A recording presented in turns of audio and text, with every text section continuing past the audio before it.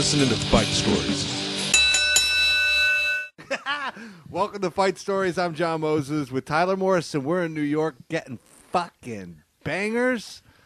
And we are excited. I mean, episodes, not necessarily tough guys. And nothing could be truer for today's episode. Oh, yeah, this is the fucking all-American yip pack right here. Voted least intimidating cast. Yeah. I'm looking at three guys who probably started the majority of fights in their group, but did the least heavy lifting. Yeah. Nailed it. This one's called this one's called the Coat Holders. We're here with Richie Redding, Alex Pavone, and Joe Alfano. I'd say the average weight of the three of these guys, what do you think? 132? 180. No, I think 150. Yeah. Pavone has thick legs. Yeah, you look at can't these tell. fucking Yeah. tree trunks, baby. Yeah. What are you clocking in at? I'm honestly 155. Okay, 155? Buck 48 here. Buck 48? 165. Okay. Squad dude- goals. There's nothing more depressing than when you see a 140-pound dude on that's boxing and makes it look good. Oh, yeah. It's just Yeah. fucking ripped, and then you realize he's up to the ref's elbow. Yeah. Yeah. That's why. Well, that's the other thing. There are guys who are 145 pounds who will fucking destroy me. Lomachenko, that fucking animal. Uh-huh. That guy's a beast. 142 or something. That Yeah, guy. that's crazy. Walk around 170. Yeah.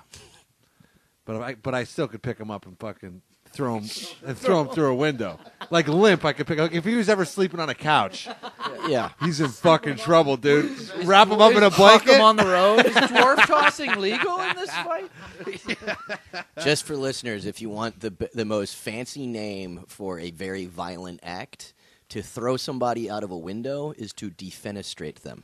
Oh, okay. really? I didn't know Yeah. that. Huh. That's a nice, Fancy that's term. a nice fight Yeah. tidbit. Yeah, so if there's When we, you know what? I'm glad you said that because when this becomes a show, we'll have it'll be like blind date, like bloop, bloop. yeah. Well, After somebody gets thrown through reenactment, they get thrown through a window. It's Well, like I defenestrate just them. picture old Tyler over here looking like a tugboat captain staring somebody down like, keep talking, fella, I'm going to defenestrate you, eh? What the fuck are you talking about, eh? And then next thing he knows, Let he me just, demonstrate. and you're inside, you're outside. Good form. Old-fashioned defenestration.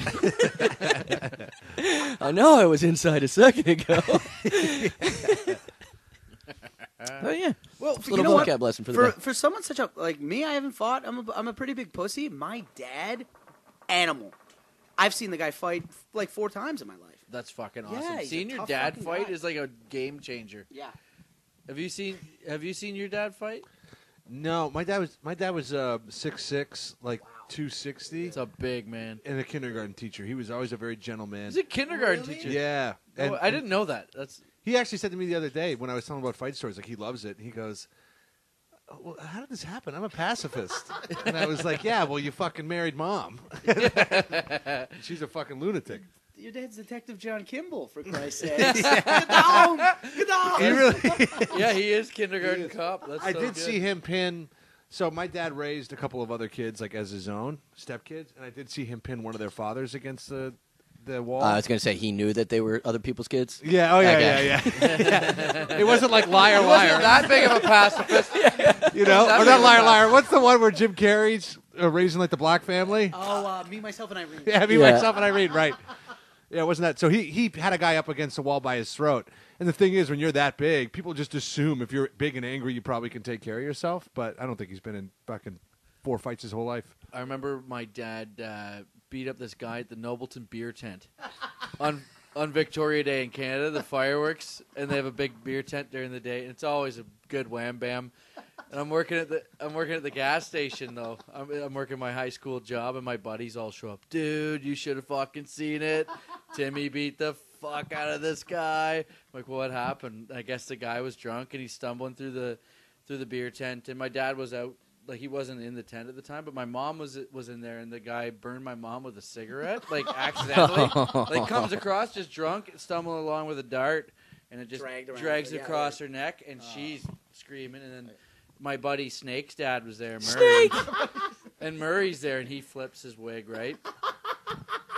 Sure enough, Timmy comes walking back to the beer tent. He just grabs this guy and just fucking throws him right out of the beer tent, right on his face. Then the guy comes at him again. He just fucking launches him face first down to the ground. And then he wouldn't let the guy come back into the tent to get his coat. You call that a windowless defenestration. Yeah. He detentistried him. Windowless Detentistration. Listen, for all you listeners at home.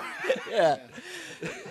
My family, I grew up in Jersey, and my whole family is tougher than I am. Like my grandfather was 16 in World War II from inner city Baltimore, and then my dad grew up in the same neighborhood that they were in, and it was like the kind of neighborhood where everybody knew who could beat who, because every guy had to fight every guy in the neighborhood. The white wire. And exactly.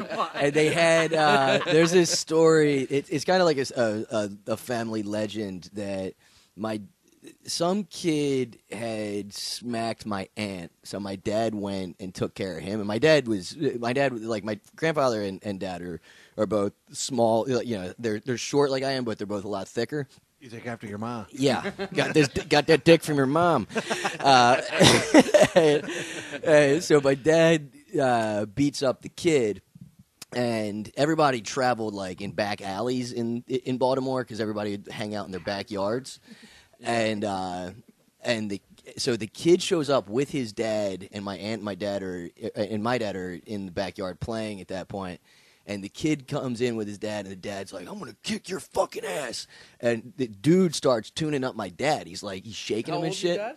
He's 10. Okay. And out of nowhere, my grandfather comes over the top rope. He literally jumped off the balcony and just drop kicked this dude. Oh fuck! And he's getting beat up by a grown man. Huh? The guy was beating him up, or was it The guy that was beating him up was the same age as my grandfather. Okay, yeah, I was just saying that's a dad, an adult beating up a child. Yeah. That's fucking crazy. Yeah, so but it turned into the ultimate bonding experience of my dad and my grandfather beating up a father and son duo. Been there. You can't really, you can't get closer than that. That's the best. Oh, it's the best. Make sure you talk into the mic, buddy. Yeah, it's the best experience when that happens. Oh yeah, that's so fucking funny, Dude, I wasn't around for this one. My mom and dad, they both separately told me this, but I think it was the 80s before I was born. My mom's getting a haircut. Fucking barber, the hairdresser, dude, grabs your titty. My mom fucking snaps, goes home, tells my dad.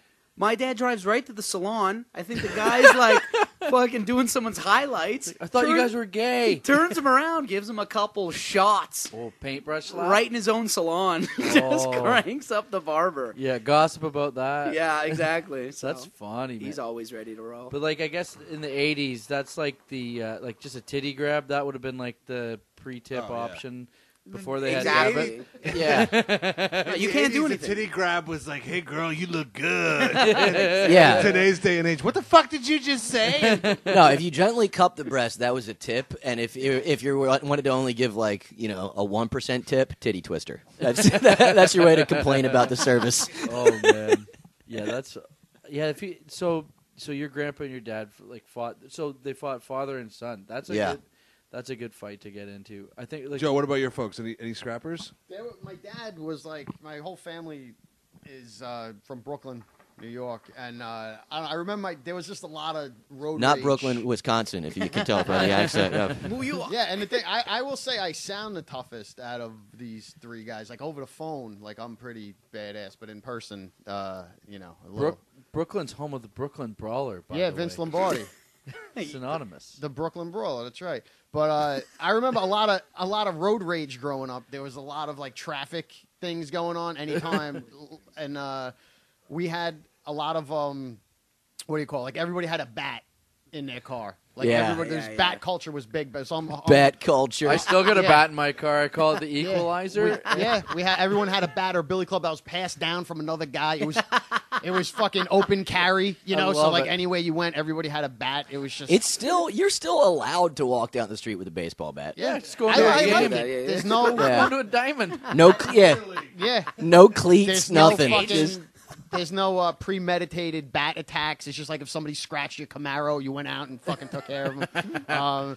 I remember my dad almost getting into a fight at a bowling alley at a birthday party. There was like my sister's friends. It was like she was in 7th or 8th grade, and they were having a birthday party at the bowling alley.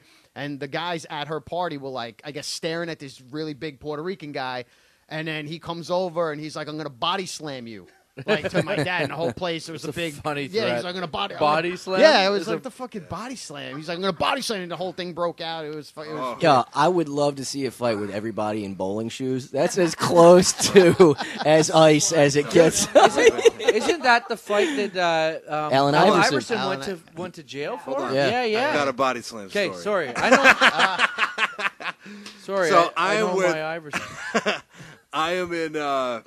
I'm in Toronto. It's right beside Einstein's. Oh yeah. There was this fucking gay bar, only we didn't know it was a gay bar. I walked in Yeah, there I with, happened to be in there.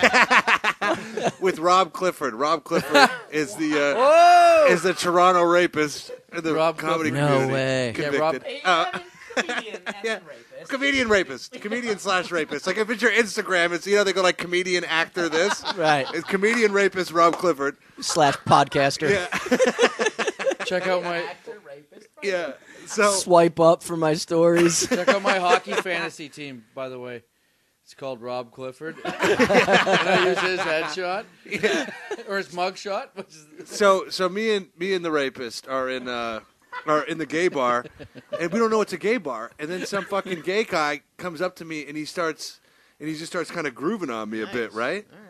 So in my head, and I didn't want to start a fucking war, but I just thought it would be funny to pick him up like I was going to body slam him. So I picked this guy up, and I've got him up like this, like, at my chest level. And then all of a sudden, 3 fucking gay guys just tackle me, and I fall through a glass table. So now I'm pinned on broken glass with this fucking gay guy on me just squirming. Right? He might have been. He's still dancing. Break dancing on your dick. So I get up, throw him off, and we just like walk out of the place. And then somehow me and Clifford walked to the subway and didn't talk about it. I love that you were rolling with Clifford back then. You're so scum. And we came out of the same scene. You would be hanging out with Clifford. I know. Oh, dude, I seen him 10 years later, and I hadn't seen him since that night. And he was wearing a white suit with a fucking pink shirt. And I said, "Where'd you just come from, Miami Vice?" And this guy shot me a fucking death stare like I was a stranger. And I was like, "Oh, hey, man." Like, I mean, listen, that guy he's unhinged. Yeah. And he did get like Yeah.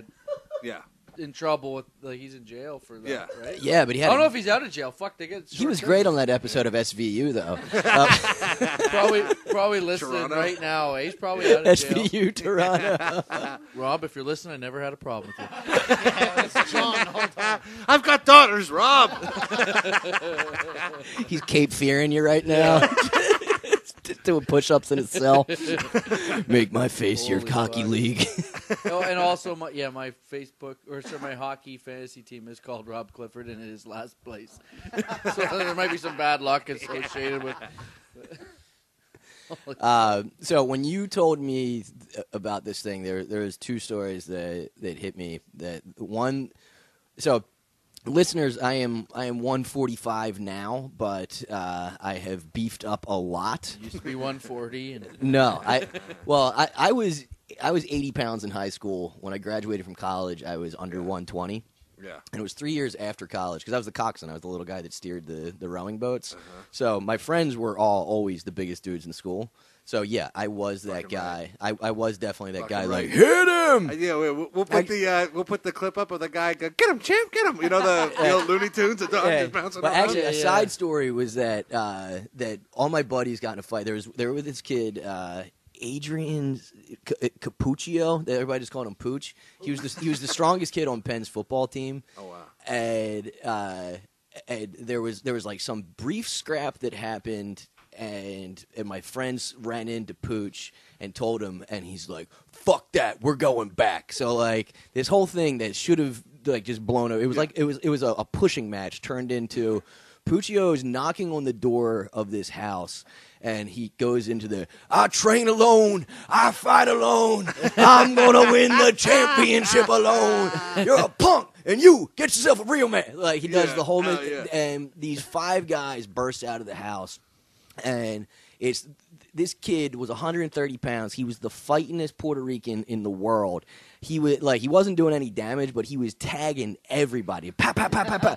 And Who was this? From the house? He was just some Puerto Rican kid that was there. That was in the house. He's sleeping on the couch. But there's another 120-pound kid in that crew, and me and this kid both have a beer, and we're just like looking at each other. We're like, were we supposed to fight? I was like, I don't want to fight. He's like, I don't either. so we just watched this whole thing, and this fucking flurry of punches coming from his little minority, and I threw a beer into the ruckus, and everything stops, and this kid goes, "Who just threw a fucking beer?" And everybody like looked at me and was like, "Hey, we should go." Somehow I got out of that kid getting turned on me. But Which would have been an even fight, but such an uneven fight. Yeah. All those fucking... Coxon versus a fucking minority. I wound up doing coke with that guy like 7 years later. And I was like, yo, did you fight like the football team and some rowers? He's like, yo, somebody threw a fucking beer at me. I was like, that was me. Oh, I thought you were going to be like, I got to get out of here. Still living it. He was selling the coke. Nice. So I wound up in this situation. So I was dating a girl who wasn't a stripper, but she was strippy. And she had a server. She had a strip club. Like that girl, like she. Somebody's dinner's getting burned right now. As my current wonderful girlfriend walks out, that just loves these stories. Who's not so she had a real job, right? But she was friends with this girl who Is that dog was that was a stripper and just Right. living hand to mouth. So to speak, living cock to mouth. And so she calls her. She's like, "Look, I got this private gig, and they need 2 dancers, but it's at a high rise in West Philly, and it's a private party. It's going to be super classy. They've got a quartet." And it's going to be this really cool event. Like they just need us to dance for 30 minutes, and it was like $250 plus tips a piece. Oh my God! People work so hard for Right. versus stand-ups. And she's like, "Please, I need you to come with me. Nobody else can do it." So her boyfriend was the only goth guy I've ever been friends with. He looked like the guy from The Cure, this dude Guyton. Robert Smith? That was not Guyton was not his real name. That was his adopted name. No, it was Guyton. Oh, He was a Belgian dude. Oh. And he's got, he's wearing leather pants. He's got on 5-inch lift Doc Martens, mascara, the whole nine. And Just a winner. And on the way there, yeah. If he wasn't shooting up her uterus, it would have been a college. Oh, he had a hog on him too. But so on the way there, we're like, this is going to be this super chill event. So we're just going to be watching these chicks dance. Why don't we both take an E-pill? So we take a pill in the taxi ride there, and me being the addict that I am, before we get out of the car, I was like, I got another one. So we split that one. So we got 1.5 pills in us. And we get to this thing, and I start to think, there's no high-rises in West Philly. There's the Drexel campus stuff. And it was like, oh, shit, this is the Drexel campus. So we go into this high-rise, and they're like, you here for the lacrosse party? We're like, no, we're here for this private event. The lacrosse party. We're like 2 floors below the place on the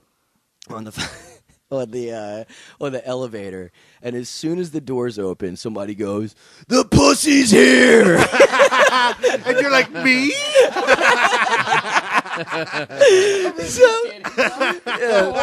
We wasted the good surprise on you. It's like, I'm like, yo, bet we have to go. We can't stay. And Melissa, the other girl, she's like, I need this. I can't fucking pay my rent without this. So it's like, okay, we'll stay. Oh, yeah. All right, where's the stage? First of all, the quartet. That sounds like a corporate. They had So the quartet, they had it was a 3-man quartet. And we're like, where's the stage? And they point to the counter, the fucking the kitchen counter, and it's like 5 feet below the ceiling. Yeah. They've got heels on, so they're all they've got their necks It's bent. a quad workout the whole Tranquilized time. giraffes.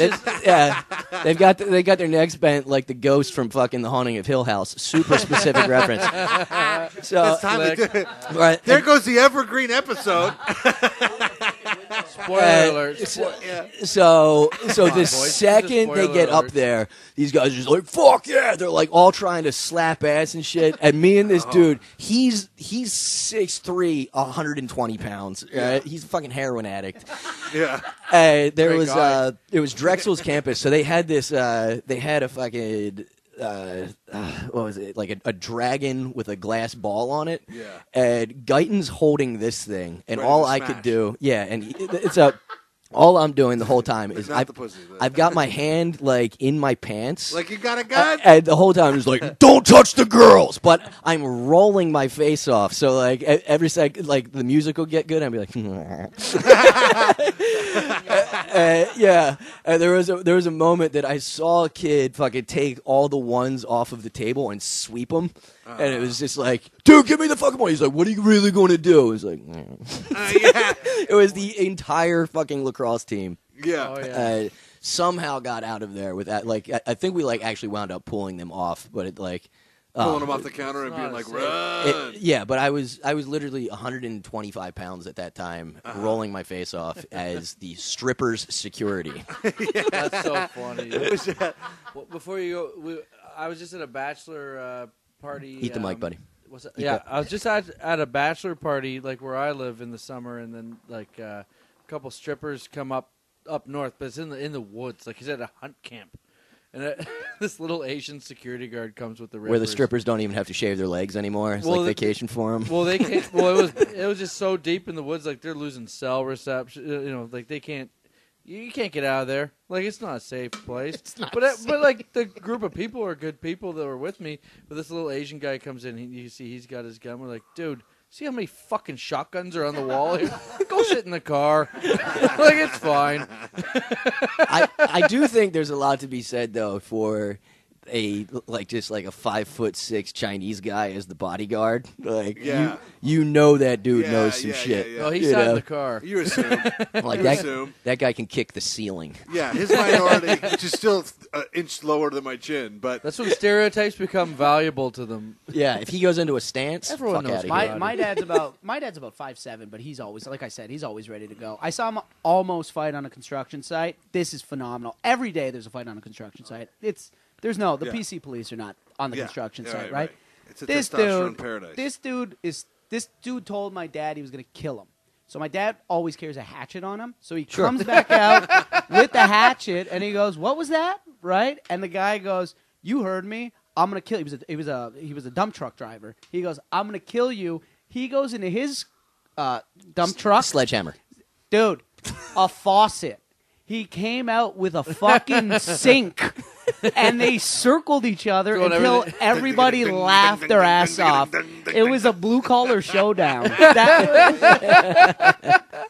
that was that. unions are crazy.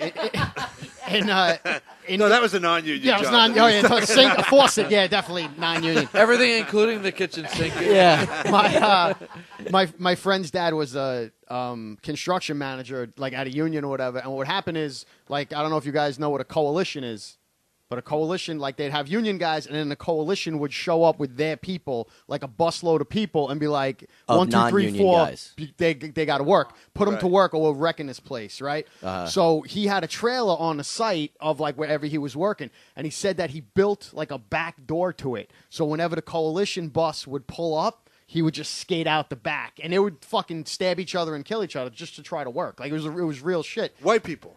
It was I don't know, sometimes, but yeah, it was. Was this in I the don't know- 40s? I don't know. Felons. Yeah, I don't know. I don't know many white Jamaicans, but they would, they would show up and demand to work, and when they could, whatever, Yeah. when they couldn't, it was like he would just fucking sneak out the When back. somebody's I know dead a on the white floor Jamaican. bleeding out, when somebody's dead on Caesar the floor Schneider. bleeding out, they're just like, fucking, somebody just open up a spot tomorrow. Caesar Schneider was a white Jamaican in high school, and he call anyone that like went against him a batty boy. Yeah. I just walked up and smacked him right in the fucking mouth. Smack the Jamaican accent right off of him. Yeah. He's like, I'm sorry Step up, about boy. that. Step up, boy. That's what he said. And he's Caesar went on to be known as Daddy Snow. Informer, man. He's from Toronto. Yeah, he licked the boom His boom sister, down. his fucking sister, I used to try and fucking squeak her. I mean, not very hard. She wasn't going for it, but more truthfully, I jacked off thinking about squeaking her. One of my buddies. Probably. Yeah, I think he is from I don't live in Scarborough. Scarborough, motherfucker. It's a One great of my song, by the buddies way. is like, he's like, yeah, fucking Classic. Snow broke my karate teacher's cousin's arm. Oh, Snow's a tough guy. Right? Yeah, Snow, Darren, if you're listening, we want to get you on the podcast. Yo, We Snow. should get Snow. He really can licky boom boom down. Oh yeah. Don't fucking inform on him. Snow, I was always very polite to your sister. Even when she fucking flicked her ash on my carpet in my living room. Got to tell you, every time I jerked off to her, she was pleasant. Well dressed. Never We'll edit that out. We never wanna a get crossword, sometimes a crossed eye. Snow's sister. I ain't editing out shit, Snow. You want to do this? You want to sell a couple more signals, buddy? This is the biggest thing you got. We're on the come up, baby. Yeah, there are no B-sides, buddy. We're on the uptick. Snow. Oh yeah. That first album though was deadly. 12 Inches of Snow. Oh, yeah. Tyler's still doing a PR job on it. 12 inches. It was a good was album, great, man. That it's not just a one-hit wonder. The whole album. It holds up. Tight. Champion sound, great. That's a pretty bombastic title, though, for a white guy. That's 12 inches fucking of snow. gold. That's bold, yeah. Dude, 6 thick inches of snow would have been impressive. He went for 12? Good night. 6.5, bro. Come on. Yeah, a gentleman's 7. All right. Well, okay. Now that we're on Snow, I got a story. This is my fight story. Okay. Fucking right. This is gonna be a little bit of a We're going to take a long walk. one, but, We're going to take a walk. because there's a lot going into it. My buddy, he plays in the NHL. He plays for the Anaheim Ducks, and he used to play for the Edmonton Oilers when he first came in the league. It was his rookie year. It was 2008, 2009. His name's Andrew. I shouldn't say his name, but Andrew Cogliano is his name. And Played for the Leafs, didn't he? no, he played for the Oilers and the Ducks. So I went to Edmonton. Cogs. So I go to Edmonton and I watch him with another buddy, my buddy Mark. It's fucking freezing up in Edmonton. And he gets his tickets to go to the game. And he goes, yo, look, you're sitting in the, players and family and friends section. So just don't heckle nobody. And we're like, nah, dude, of course not, right? Smart. Hey, Cogs is smart. Smart dude, right? So my buddy who I went with, Degenerate, he puts his whole flight and accommodations or whatever the fuck he did on the game. He put so much money on the game, like $2,000 on the game, and he took the Oilers. Okay, we didn't know at the time that Andrew was living with 2 other guys. He was living with Sam Gagne and another guy, Tim Gilbert, and they were living in this mansion. They were all rookies at the time, and Gagne's buddies. Andrew was 20 at the time, so I'm 21, and Gagne, he's an 18-year-old rookie, High draft pick. He's got 6 of his buddies there, all 18 years old, and they are fucking bombed, okay? Of course. Hammered. Of they're course. yelling, they're In the chirping. owner's box. This is like the family and box. friends Okay. section. They Okay, get a right. whole section. Okay. So There's children and wives. Moms. we go out to dinner Yeah. after with Andrew, and then we're going to go. And my dad's there, too, because, we've known each other forever. So we go out to dinner, and then after, we're going to go out. So Andrew's getting these texts at dinner. He goes, yo, did you guys talk shit about NHL veteran Marty Reasoner? And we go, no, dude. My buddy, Reasoner, I'll never forget, Reasoner went 10 for 10 on the face-off circle that day. And Great my buddy fucking stats, loved Marty. We Dude, love you, baby. We love him. Dude, my buddy loved him. Because my buddy had all this money on the game. He won a huge draw in overtime. And my buddy goes, look at him. He goes, look at him. This guy wins more draws than Clint Eastwood. That's what he said. And I was like, that's fucking hilarious, right? So Andrew's getting blown up. He's like, yo, did you guys talk shit about Reasoner? And we're like, no, dude, we didn't. We At love him. all. We love Reasoner. Reasoner made us money. He was killing it. Yeah. And he goes, he knows that my friends are in town and Gagne's friends are in town. So it had to be Gagne's friends. All staying at the same place? Well, they lived in this huge mansion. Yeah. Yeah, so we're all fucking staying at this fucking... where people are sleeping on the floor. There's like 12 of us in this fucking house. NHL flop house. Right? It was the captain's house that he gave to the 3 rookies. What a nice guy. Ethan Morrow. Wow. Ethan Morrow. I shouldn't be saying all these names, but Why it's funny. Yeah. So As of now, nobody's listening to this. Ethan Morrow, Snow, bring it on. break it up. So we're like, it had to be these guys. It had to be these 6 fucking kids from Oakville, Ontario. Yeah. Really white bread kids, you know. They must have been Dirtbags. talking shit. Little Peckers. We go to the club after, right? And we finally meet these kids. And Andrew's like talking to Gagne, and Gagne is like, Marty Reasoner's hitting me up because, you know, my friends were making fun of him. They go, Marty Reasoner's a piece of shit. They're heckling him. And his wife heard and went, shut the fuck up. And they got into an argument in the... they argued with her, too. Yeah, that's how what happened. Okay. She heard. So that at least absolves you guys. We're because out. She knows it's not you guys. We're out. Right. Yeah, And Marty Reasoner's hitting him up. He goes, I want to talk to you. I want to talk to your friends. It's like fucking 2 a.m. This man's a grown-ass man. He's a big enough dude. He's right? like 5'11", but he's fucking Oh, ripped. he's And a his hockey wife's... player. Yeah. He's an NHL He's an shit. NHL player. His wife's a fucking lunatic. And it Okay? turns out she's face blind. she can't recognize anybody. It was one of We- those 12. We go home. We're drunk. We go back to the mansion. Right, we're having a great time. Night's over. How do you not have a great time in a mansion? We're having a great time. We hung out with the Oilers. The whole town we partied with. Everyone knows That's the Edmonton. Oilers. That's the only thing they have. Yeah. We think the night's done. Are go. you guys buddies now with the fuckheads who Now, are like, yes, ah! yes. We're Good cool. question. We're having a great time. We go home.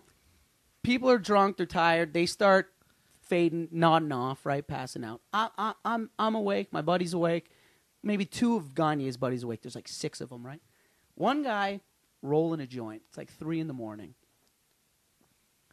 Door swings open. Andrew, Gagne, those guys who are in the NHL, they're with girls. Yeah. Now Andrew's married, but at the Right. time, That's fine. he was away. Yeah. The only guy was Hey, Gilbert. fucking road games are road games. No, he actually wasn't with this girl at the time, so it doesn't matter. But door swings open. It's 3 a.m. Yes. It's Marty Reasoner's wife. The wife? The wife. Opens the door. This guy's buddy, this fucking huge island in the house. This kid's rolling a joint. He's 18 years old. He opens the door. She opens the door. She points at this kid, and I remember he had a Sweden T-shirt. Okay, and she goes, "That's the fucking kid." And Reasoner emerges from the door, and it's me, my buddy, and that kid. And I guess another buddy of theirs. There's only 4 of us remaining. Yeah. And the kid goes, holy fuck. Reasoner? Dude, this is a grown man. This is a 10-year veteran, And okay? the fucking headache, yeah. He walks over to this fucking huge island, dude. It's a big-ass island, like a granite island. And the kid goes, I didn't do anything. And then, he tries to juke. He tries to juke him. Yeah. Like he You don't tries juke he Reasoner. hands- he's on the counter and he does like these jukes. And Reasoner, in one motion, just goes over and grabs the kid and fucking picks him up, chokes him. And the kid's feet are off the ground. It's like 4 a.m. and the wife is still in the front door, and she goes, "Get him, Marty! Get him!" She's cheering him on. Yeah. He is choking. Remember Batman when fucking Bane's got Batman by the throat, and it's got that shot of his legs are off the ground. Yeah. So he's choking him on the fridge. He's walking him to the fridge with 2 hands, and you hear the kid with his last gasp of breath. He goes, "But Marty, I'm a big fan."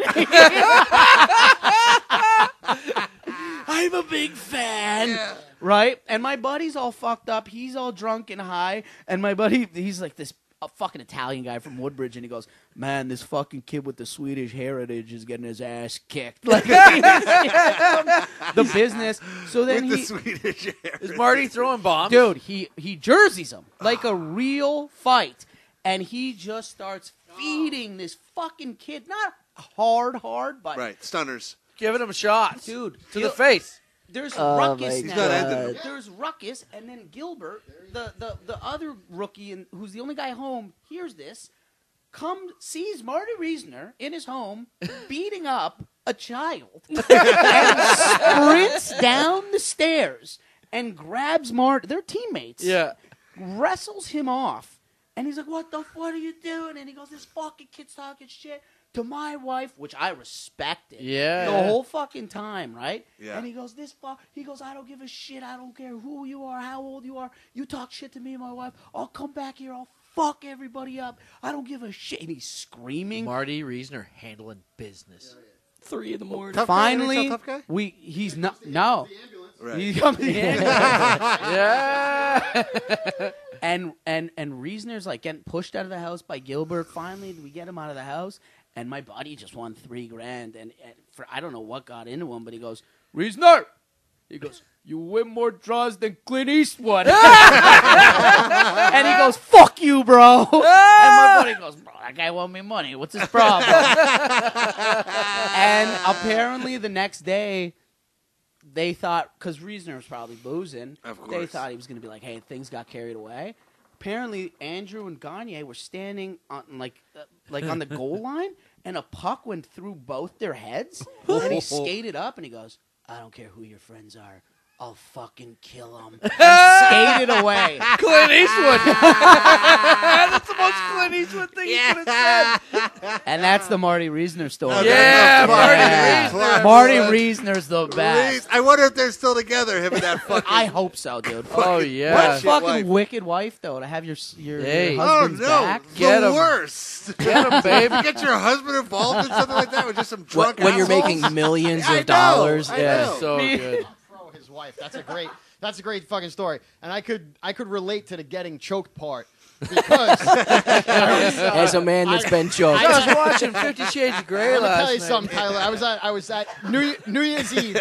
It was like, oh my God, 1999, maybe even 2000, whatever it is. But I'm at a bar in New York with my friends, and I'm just hammered. When I get drunk, I sway and I can't see, just like everybody else when I get drunk. But I remember, It's like Stevie Wonder I remember sober. being out of it, and I whisper something. There's a guy and a girl, and I remember like whispering something into the girl's ear. She goes over, and I'm standing there with this dumb face on. Guy comes over to me, puts both of his hands around my neck, and I remember, like, I was so drunk I couldn't put my hands up to defend myself. Yeah. So I just remember staring into this guy's eyes, just like he was just like, this is how it's gonna end, and I'm just As looking the at lights him. It's like go a out. sad fucking Yeah, puppy, I was dude. just looking at him like, I just hope he lets go. My friends come over, and there was a huge fight or whatever, and the next day, my friend calls me up. He's like, "Hey, dickhead." He's like, "I heard that guy rang in the New Year by wringing your fucking neck." So he's like, "What happened?" I'm like, "I got choked out." I was like, It- "Oh, buddy, he went in." Yeah, he was going. He went in. It was- Friends are the You know, best. eh? Friends recaps of those situations are always the fucking best. Frankenstein joke. Yeah. rang in the New Year by wringing your neck, you idiot. And I'm like, the best neutralizing of a fight I've ever seen that like thought it was really going to go down. I was hanging out with this kid, Chris Osborne, and his Northeast Philly dirtbag friends. Osborne was a comic. To this day, he's the funniest kid I've ever met. Yeah. And Tyler's taking that as a shot. He's Nah. like, oh yeah. nah, Chris Sitting Osborne. here. what's his podcast? What's his called? credit? Yeah. What's Chris Osborne's credit? Go on the Nah. Osborne effect and see how that goes. no, this kid's a fucking nut. He would spend days on end in character. Like his dad was a janitor. He would come back and Chris was like 25. He'd be sitting on the couch as Howdy the Gay Cowboy in like assless pants. His dad would do that? No, Chris would. It's a different story. Yeah. Dad's doing it. And so, like, Dad just pulled like a 14-hour shift, and he'd come home, and Chris would be like, "You know, Daddy, I went downtown to try to howdy at some fellas, and only a homeless fella howdy back. So I'm fucking this homeless guy in the ass." And, like, he just like stayed forever. I didn't do that justice, but at any rate, so we're rolling a joint, and we're kind of like ducked down in between cars after a Phillies game. And it was when gas like totally shot up after Katrina, when it was almost like $5 a gallon. And these like a bunch of bros, there's like 4 of them, and they're all big dudes. Bros are black guys, They just right? no. Like, they like rush up. We're all focused on just trying to roll this joint, and all of a sudden this guy goes, "Yo, you fucking sucking my buddy's tank?" And the other was like, "You sucking my tank, bro?" The tank's not even open, but somehow they had it in their head that we were sucking gas out of their tank. Right. Which Meanwhile, you're on the fucking exhaust. yeah, how trashy is that, right? So this whole thing, Only in fucking Philly. yeah, and the other guy's with. He's like, "Well, what the fuck you going to do about it?" And it's like, "What? That's the wrong answer." Like, yes. Just no. So it turns out it's almost this 3-on-4 situation, and the guy he's like, says to Chris, he's like, "What you going to do, pussy?" And Chris goes, he fucking bites himself. Like, we're about to get pulverized. He fucking bites his wrist. He's like, "I got fucking AIDS. You want some AIDS, motherfucker?" And he starts scratching himself. He's like, "We're going to mix some blood." And he goes at the guy. And like, yo, these dudes didn't want any, like, it was like the Bronx Tale when And they you're in locked the door. Philadelphia. Breaks the fucking, when he But breaks the What, bottle over his head. when he locks the door, it's like every bit of courage went out of their faces. Yeah. When they heard "I have AIDS" In it was like, Philadelphia? yeah, it's like, yeah. Bruce Springsteen songs. You circle back for that one. The old AIDS defense. Dude, there was no way a fight was going down once full-blown yeah. AIDS was on the table. Oh, I was thinking Son of Sam when he breaks the bottle over his head. Oh, It's yeah. like, They're like, okay, all right. Yeah, it's not that deep, bro. Well, the siphoning gas thing, my uncle and his buddy one time, they were siphoning gas, and they got caught. They got arrested, so they had to go down to court. They had to go to, this is in Washago, Ontario, Canada. Eh? Why didn't they just go to your gas station? Well, You they were could like hook 'em up. broken down. It was like in the middle of nowhere, and they fucking got caught like siphoning gas, and they got arrested. They had nowhere to go, right? So they get busted, and then they have to go. So they go down to their court date in Aurelia, and I guess at the Aurelia Opera House, underneath the Aurelia Opera House, there's like this big like suck and fuck fest of like glory hole shit going on with like gay guys, and there's like a big ring that like got busted. There's a bunch of shit happening that was not good, illegal shit. I think that depends on perspective. No. The best way to describe it was not good. Hold on, no, there's illegal activity, not just being a homosexual. We have to clarify. So your that. boys weren't the only ones sucking pipes. So yeah, exactly. Really so the drained my news show- tank. So the news shows up at the courthouse, and they're sitting there, and it's like, no, we're not with them. I thought that's what the judge said. Oh, you guys want to Yeah. suck pipes? Yeah. 2 weeks community service. I'll show you, boy. And stay out of bathrooms. You faggots. Holy fuck. We'll clean that up in post. Nothing's getting touched this episode. So No. okay, so the one story that I only have one fight story, and Moses knows this story. You got the call. You were the guy that picked up. Oh. So It it was sounds like a collect call. yeah. So basically, so it was 5 years ago. So we just went past the 5-year mark of this thing. That it was right before. Was it, you get a Facebook reminder?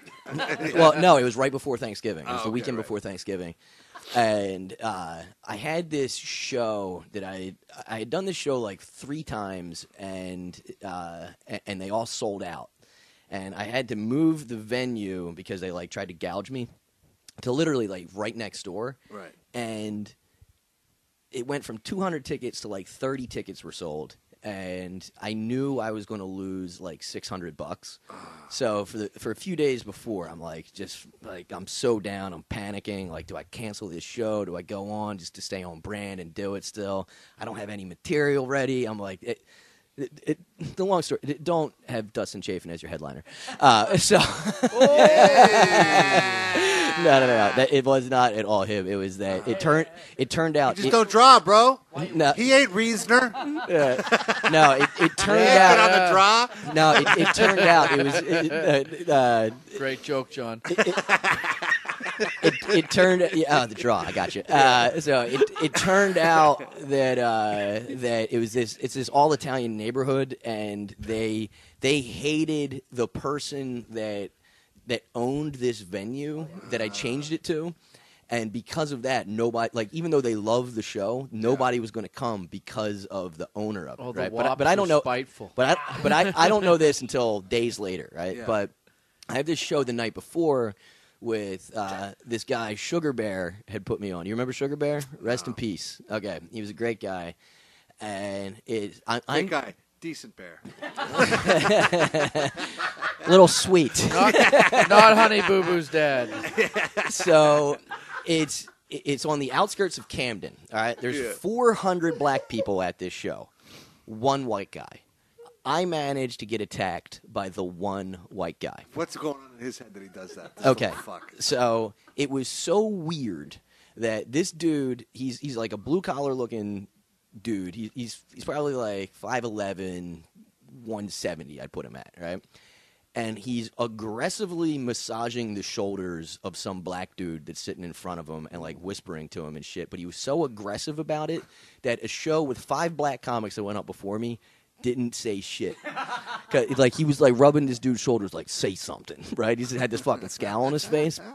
So I go up and I do the show, and it goes well. Sugar Bear shakes my hand as I'm getting off stage, and $500 hits the fucking stage.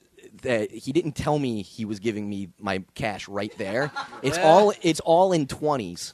So 25 20s hit the fuck. I'm like a stripper fucking collecting That's her a lot of shit. wood right Yeah, in front of an all hood crowd. I'm like, oh fuck. Yeah. Right? This is the whitest moment you can Yeah. possibly So- have. Yeah, it's pathetic. It's not your fault. It's pathetic.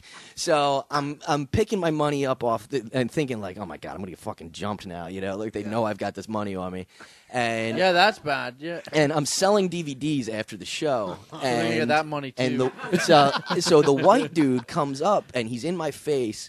He's like, "Yo, man, you're really funny, man. When can I see you again? Hey, you ever go to Vegas? Hey, when are you gonna be back?" And he grabs my arm. He's like, "No, seriously, you're really funny." I was like, "Yo, get off me, dude." He's like, "Oh, it's like that?" I was like, "Yeah, bro, it's like that."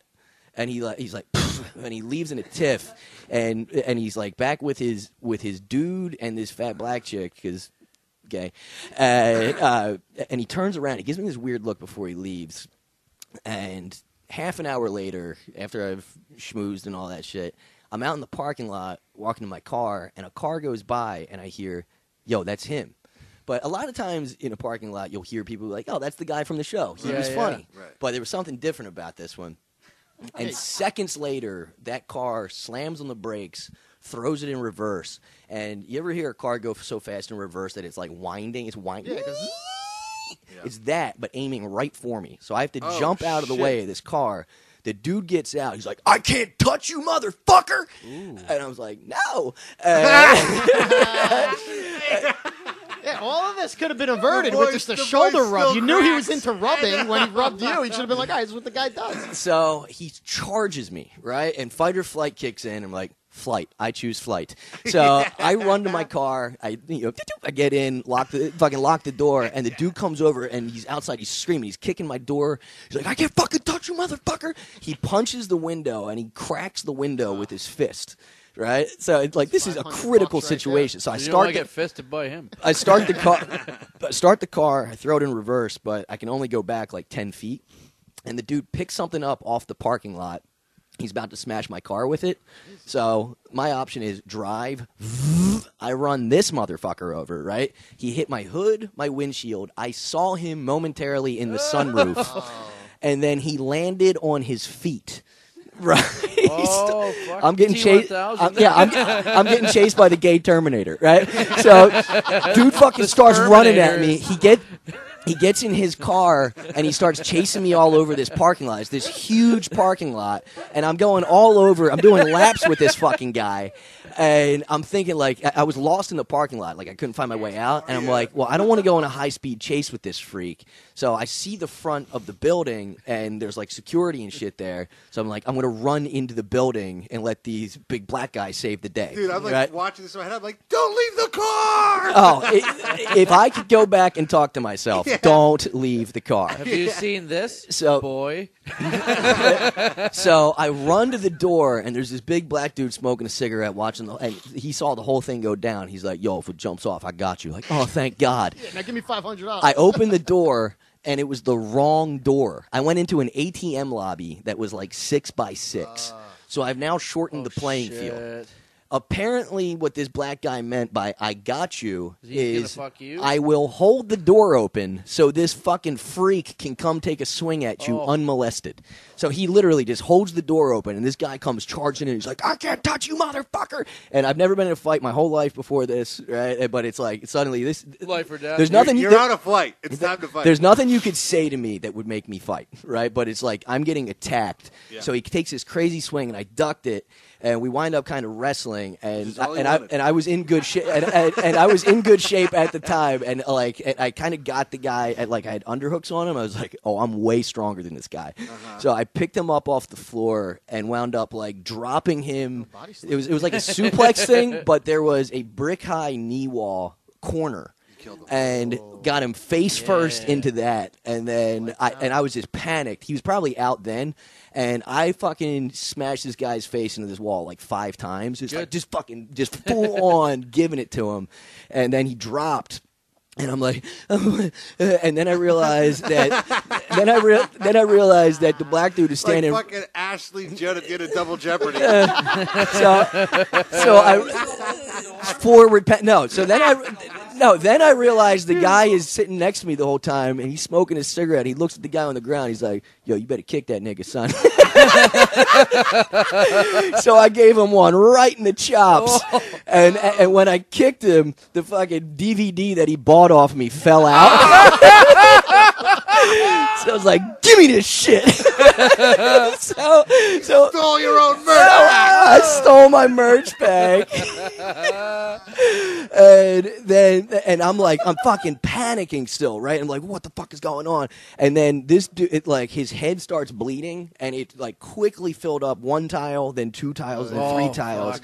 And then the dude that he's with comes up to the door, and I'm feeling myself. I'm like, you want some of this, motherfucker? And he's like, I don't know what he's doing. I'm just trying to get him. So I'm holding the door so this guy can't get him because I'm trying to call the cops. Yeah. I hit 911. This is why I'll never have another Motorola phone in my life. 911. Hi, I'm in a...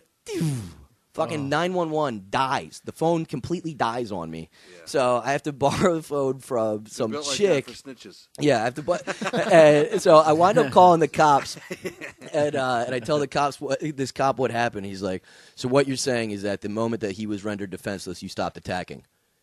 Yes, that's exactly what happened. Yes. And read between the lines. So yeah, so Good cop. I filled out a police report, and then I go inside because what I was afraid of was that I didn't know who he was. No, fuck that. I didn't know.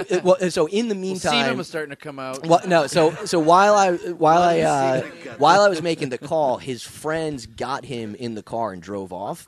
But I was afraid that, I'm visible, he's not. So the next show that I do in the area, he can show up or whatever. So I went back in to try to talk to the promoter, do you know who the one white guy is?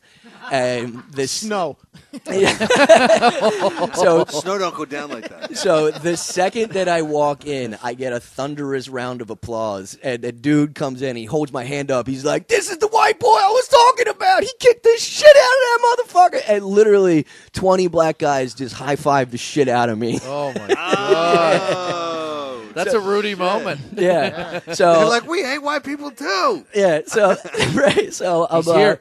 Yeah. So I'm I'm wired, right? And can you get the door? So I'm wired, and it's 1 a.m. at this point. And I start calling people. Nobody picks up except for Moses. And I was like, "Dude, I just kicked the shit out of this guy." And you're like, "You can't kick the shit out of anybody." He's like, "I can." And I was like, "I can kick the shit out of this guy." That's all that matters. But the reason that I mentioned the show beforehand was because you know that shit from Fight Club. It's like once you got in a fight that day, nothing else matters. Yeah. I didn't give a fuck about losing $600.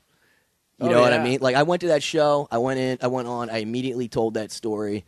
And had the time of my life watching. It was Mark Theobald and Dustin watching that. It was like, dude, money doesn't fucking matter. I could have died yesterday. Oh, it was on the heels of that show. It was right before. Oh, yeah, it was the night before. And I still had the energy Fucking of very that moment. Tarantino of you to tie Yeah. this all together. Yeah. Like I juxtaposed. Yeah, I like this. So the moral of that story is that I'm 1-0, bitches. No, we call that 100%. And retired. Okay, hold on. He's got Pavone's got to. But I want to hear. Oh, okay. I wanted to hear the one about watching that guy on stage fuck somebody up. Comedy club fight story. We had a couple still to go. Okay, we're Yeah. good. It's gonna be a longie. It's fun. We're in the pocket. Well, this is sort of a comedy fight story. I came at a comedy bar and in Toronto, and I was walking down the street in Ossington, and there was this fucking 45-year-old Persian man who looked like he was coming from a club, walking down the street. 45-year-old Persians always look like they're coming from a club. Okay, yeah. Dude, he had his fucking... They've always got the cologne on for it. He had his they're ready. buttons down to his... to his, like, you know, sternum and shit. You know, Mhm. he had, like, tight dress pants and Hey, stuff. buddy. And these... Hey, buddy, these- very premium nightclub. He wasn't a small guy, but these, like, 4 16-year-old kids, 17-year-old kids come up to him and they start circling him with the bikes, and they try to jump him. Yeah. And they come off the bikes and they start fucking throwing haymakers, and they're just like bouncing off of his chest, and he's not hitting them back. He's like Parrying. Seagalling them. Parrying punches, basically. Dude, he's Seagalling them. He's grabbing them, and with every throw, he's legitimately insulting them. He's like, "Don't you have curfew?" Like, he's destroying them. And he threw one guy through a shrub, and his head went through, and his legs were coming out. What's and the word for that, Richie? Shrubbery? Deschrubbestrating. Bro, he looked like a A chia. shrubs kebab. He looked like a chia pet. He was half through a shrub, and he was fucking throwing all these kids around. And they were punching him in the face, and nothing was happening. Oh, I to the love it. point of like, I'm like, why didn't these guys just jump me? They picked the wrong fucking dude. It was Iron Sheik Jr., Dude, Copper one- Sheik. Bro, one kid, he was just watching his friends get fucked up, ditches his bike, and sprints away. The coat holder. He's the code holder, sprints down the street. Persian guy gets on that kid's bike and starts riding. Dude, he has wingtips on, and he's riding a bike, chasing this kid down the middle of the street. And the kid, I swear to God, looks back in full stride, and he goes, "Sir, please give me back my bike," while being chased by his bike. I can really use it right now. Getting Only chased. trade me places. Just running, This and Persian I guy was, just beat the shit out of my friends. and he's just got the wingtips. He's like, "Fuck you, bro, fuck you," and I was like, "This guy is phenomenal." I don't know if you guys. There's a place in Long Island called Fire Island. It's like a summer type of place. Yeah. So there's little paths to like every house, almost like surrounded by like giant corn stalks or whatever it is. Corn stalks? Everything's like all overgrown, and you walk to the houses are all in these little like sideways streets. Great So place my to meet friends- fellas. This feels like an M. Yeah, Night it is. Shyamalan It's, movie. Cherry Grove is known for, it's like a gay thing, but they're on the straight side, I guess, whatever. So they're walking through, and they're getting a little dust up happens, they get in a fight, and my friend squares off with this guy, so he thinks it's dark out, can't really see, and he's like hitting him. They're locked up with both his right and the guy's left, right, are locked up, and then he's punching, he's throwing lefts, and he keeps hitting the guy, and all of a sudden he notices, like, the guy's not hitting back. He's like, what the hell's going on? So they separate a little bit, and he sees, he's like, the guy's got one arm. So he's like fighting like a slot machine, more or less. So he's like fucking. So my buddy, like, he just kind of like, all right. Now Richie would be like, yes, and I took a brick and I fucking knocked it. So like he Broke his arm off, and now he's armless. Wait, how am I the bad guy here? Dude, I don't know. I got attacked. That tranny hit a that wall. last kick. Dude, That last yeah, kick. that was the. It was forward that was like panic. the American History X thing you did in the fucking. It was I to love im- how that black guy held the door open. He's like, you might as well kick him. Yeah. it was to it was to impress a colored fella. Yeah. Come on, we've all been So there. unlike Richie, my friend was like, this guy is fighting at somewhat of a disadvantage, so he backed off. And yeah, that was it. He fought a slot machine. But yeah, You let him live. He let him live. Yeah, and then the guy came back later that night and Fugitive. took care of him. I thought this was going in a different direction. I thought we had now gone on a woman thing. I thought it was a woman, and it was like, no, he wasn't punching me. He was I thought- fisting her. yeah. I told Toure the Camden fight story. He Yeah. was like, man, what do you think would have happened if that dude knocked you out? That would have been a whole different story. Yeah. My down there hurts. All right, boys. We're officially into overtime with this one. So this is a fucking super dope and fun episode, man. Thank you guys. Wait, your mic just went weird. Oh, it did? Yeah. Plug in all the way there. You good? All right. Say it again. Back to what I was saying. Yeah. This is a super great episode. Just a fucking ton of fun. Great stories. We need more wimps. Yeah. It's the underdog. Yeah, Because dude. You know what it is? Is that when you're terrified, it's a way more vulnerable story. Yeah, and more people can relate. So what are you guys doing? What do you got cooking? Who's plugging what? Oh, your new album, which is doing great. Plugging my butt. I got an album called Late Bloomer. It's my first album ever. I'm really proud of it. It's doing pretty well. So check that out wherever you get stuff. You can follow me at Richie Redding, and I have a podcast that is completely different than this, but it's very funny. It's called Pets and Punchlines. It's called Pets and Punchlines. My girlfriend's a de-emphasis on punch. Yeah, my girlfriend is a veterinarian, and it's comics getting real vet advice, but it always winds up really fucked up. You learn a lot, and it's Lippy's funny. lovely. Yeah, that's me. Joey, what do you got? Oh, follow me on Instagram at I am Joe Alfano, and by the time this goes out, you're not going to be able to see me, so there's no point in plugging the show tonight. Are you killing yourself? I don't want to go on. Are you all right? Patty, what's up? Mr. Alex Pavone, Pavone, on all social media, and I got 2 podcasts, combined 75 downloads a week. Sweet Buddies, SUITE Buddies, and Friends in Sports. Nice. So check that out. All right, and we're tagging everybody in this episode. Snow, Cogs. Oh, all right, next time. You have to bring it back, bud. A dead gay masseuse. Yeah. He's like, oh, I forgot one. Like, what a way to get invited back. All right, you can do it. Yeah. Oh, there's still a lot in the tank. Thanks a lot, guys. John Moses, Tyler Morrison. Everybody's got a fight story. Hey guys, thanks for listening to another episode of Fight Stories. Quick commercial. First live episode of Fight Stories with former New York Ranger and Toronto Maple Leaf Colton Orr. Colton Orr was maybe one of the last great heavyweights in the NHL. It's live at Laugh It Up Comedy Club in Poughkeepsie, New York. Am I saying that right? Poughkeepsie? Whatever. Laugh It Up Comedy Club, upstate New York, although not that far upstate. January 25th. Showtime is 7 o'clock. Tickets are $25. That's include a little headshot of Colton. He'll autograph that for you, and I'm sure he's going to hang out and sign whatever you wanted to sign within reason. Don't be bringing out 50 hockey cards. That, and I just wanted to thank the couple of Patreon subscribers that we have already. Thank you very much, guys. We appreciate it. We appreciate the support. Some people have reached out and been like, hey, I don't know how to fucking operate Patreon. Can I just send you some money? Of course, we fucking greatly appreciate that. We understand that our audience is probably the least tech-savvy group of people in the world of podcasting. We appreciate the support. Now, we are on Patreon. It's fightstories.com or patreon.com/fightstories. And when you sign up, we're going to send you a whole ton of shit, including sweaters and comedy albums, T-shirts, not sweaters, and comedy albums and lots of other goodies in addition to our affection. So thank you guys for doing that. Follow us, comment, share, subscribe, all that good shit. We love making them. Hope you guys enjoy listening to them.